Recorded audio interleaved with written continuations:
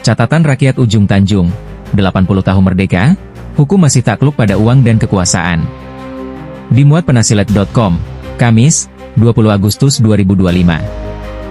80 tahun Indonesia merdeka, bangsa ini seharusnya sudah berdiri tegak di atas kedaulatan hukum yang berkeadilan. Namun, realitas di lapangan masih jauh panggang dari api. Di beberapa wilayah, khususnya Sumatera Selatan, hukum ternyata masih tunduk pada uang dan kekuasaan. Praktik illegal drilling dan illegal refinery di Kabupaten Musi Banyuasin menjadi cermin betapa rapuhnya wibawa penegakan hukum di Republik ini. Fakta tak terbantahkan, sumur-sumur minyak ilegal tetap beroperasi leluasa. Ledakan dan kebakaran yang berkali-kali sumur minyak ilegal atau disebut illegal drilling di area HGUPT Hindoli. Begitupun ledakan kebakaran tempat penyulingan minyak ilegal atau disebut illegal refinery di Kecamatan Keluang, Bayung Lencir dan Babat Toman bukan hanya tragedi lingkungan, tetapi juga alarm keras bagi negara. Namun, apa yang terjadi? Alih-alih ada penindakan tegas, para pelaku justru bebas berkeliaran.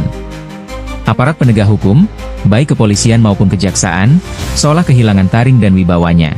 Lebih buruk lagi, isu yang beredar menyebut adanya keterlibatan oknum aparat dalam jaringan minyak ilegal, bahkan disebut-sebut menerima upeti dari para mafia minyak. Jika benar demikian, maka ini bukan sekadar pelanggaran etik, melainkan pengkhianatan terhadap hukum, rakyat, dan negara.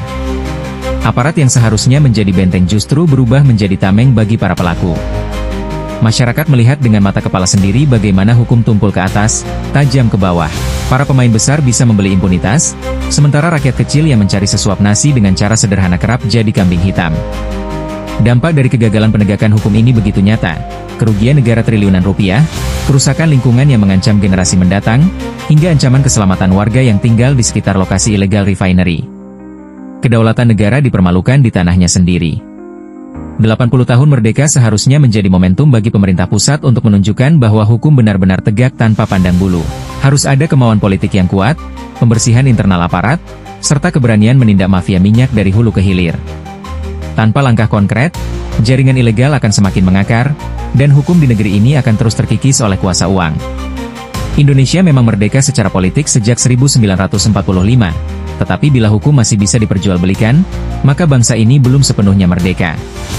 Merdeka sejati hanya akan tercapai bila hukum berdiri tegak, berpihak pada rakyat, dan tidak tunduk pada uang serta kekuasaan.